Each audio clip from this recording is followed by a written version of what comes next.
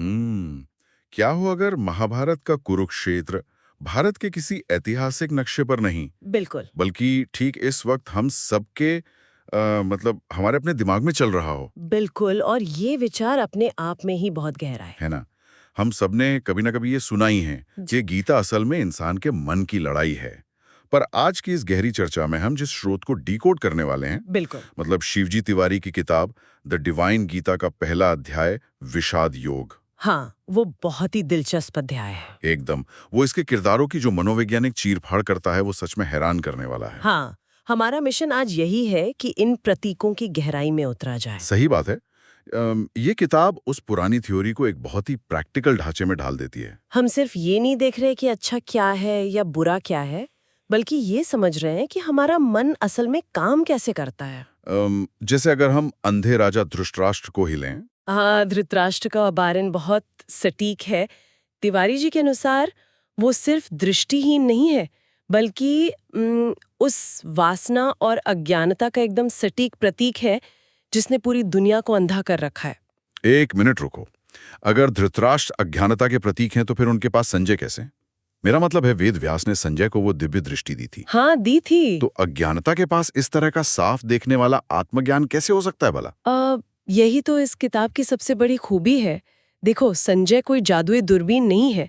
संजय उस अज्ञानी और अंधे मन के भीतर बैठी हुई हमारी चेतना है, जिसे हम अपनी आंतरिक आवाज भी कहते हैं। अच्छा, तो मतलब वो हमारी चेतना है। हाँ, अज्ञानता यानी धृतराष्ट्र खुद कुछ नहीं देख सकता ना, इसलिए वो हमेशा चेतना यानी संजय से पूछता है कि मेरे बोए हुए कर्मों का क्या फल हो रहा है। अरे वाह, ये तो बहुत ही शानदार नजरिया है।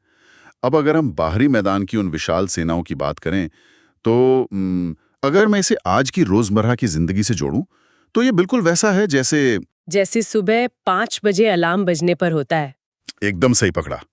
हमारी एक सेना कहती है कि सो जा यार, कुछ नहीं रखा उठने में, शायद ये कौरव हैं। और दूसरी सेना कहती है कि उठो, तुम्हारा लक्ष्य तुम्हारा इंतजार कर रहा है, और ये पांडव हैं। बहुत ही बेहतरीन उदाहरण दिया। और स्रोत भी यही कहता है कि कौरव असल में हमारे विकारों और अज्ञानता का समूह है, जैसे कि काम, क्रोध, मोह, लोभ और अहंकार। और पांडव गीता के ज्ञान से जन्मे दिव्य गुण हैं, है ना? बिल्कुल, पांडव शुद्ध गुण हैं। जैसे भीम हमारी आंतरिक शक्ति का प्रतीक हैं, युधिष्ठिर सत्य के, नकुल सौंदर्य के और सहदेव सहनशीलता के। और इन सब के बीच सफेद घोड़ों वाले रथ के सारथी श्री कृष्ण हैं, जो इस पूरी पवित्रता का नेतृत्व कर रहे हैं। हाँ, वो उस शुद्ध बुद्धिमत्ता के प्रतीक है। रुको, अगर पांडव हमारे सकारात्मक ऊर्जा हैं, इतने शक्तिशाली गुण हैं, और श्री कृष्ण खुद उनका रथ चला रहे हैं, तो फिर अर्जुन इतनी आसानी से हार क्यों मान लेता है? ये एक बहुत ही वाजिब सवाल है। मेरा मतलब है, अर्जुन तो अपना गांडीव गिरा देता है, हताश होकर रोने लगता है। अच्छाई इतनी जल्दी घुटने कैसे टेक सकती है? क्योंकि ये देखना होगा कि सामने दुश्मन कौन है। अर्जुन सामने अपने सगे संबंधियों को देखता है। मनोवैज्ञानिक रूप से इसका मतलब समझो। हाँ, अच्छा। हमारे विकार यानी हमारा अहंकार, हमारा लालच, हमारी बुरी आदतें, ये सब हमारे जन्म से हमारे साथ हैं। ओहो, मतलब वो हमारे रिश्तेदार बन चुके हैं। एकदम। जब किसी को अपने ही अहंकार या बरसों पुरानी आदतों को मारना पड़ता है, तो वो किसी अपने को मारने जैसा ही दर्द देता है।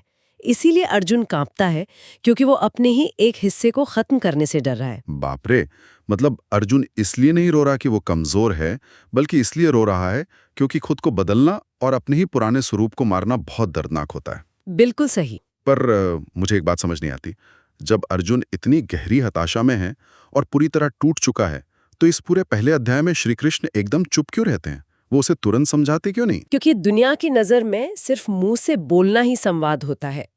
तिवारी जी की किताब बताती है कि श्री कृष्ण होठों से नहीं, बल्कि अपनी वाइब्रेशंस और शारीरिक उपस्थिति से संवाद कर रहे हैं। मतलब बिना कुछ बोले संवाद?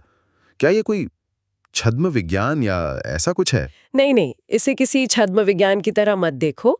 इसे ऐसे समझो कि जब हमारा मन पूरी तरह स्थिर और शुद्ध होता है, तो उसे संदेहों या अर्जुन के साथ जोर जोर से बहस करने की जरूरत नहीं होती।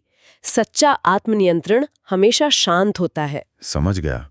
मतलब बिना बोले सिर्फ अपनी उपस्थिति से ही वो सबसे बड़ी बात कह रहे हैं। हाँ, उनका मौन स्पष्ट रूप से बता रहा है कि जो अपनी इंद्रियों और वासनाओं का गुलाम है वो दुर्योधन है, और जो खुद की इंद्रियों पर नियंत्रण रखता है वही असली राजा है। तो श्री कृष्ण की वो शांत उपस्थिति अर्जुन को ये महसूस करा रही है कि ये रिश्तेदार या विकार केवल इस नश्वर शरीर के हैं, हमारी अमर आत्मा के नहीं। बिल्कुल, यही इस अध्याय का सबसे गहरा संदेश है। तो अगर हम इस पूरी चर्चा को समेटें तो आज के इस सूचनाओं से भरे और कंफ्यूज करने वाले दौर में ये अध्ययन हमें एक बहुत गहरी बात सिखाता है।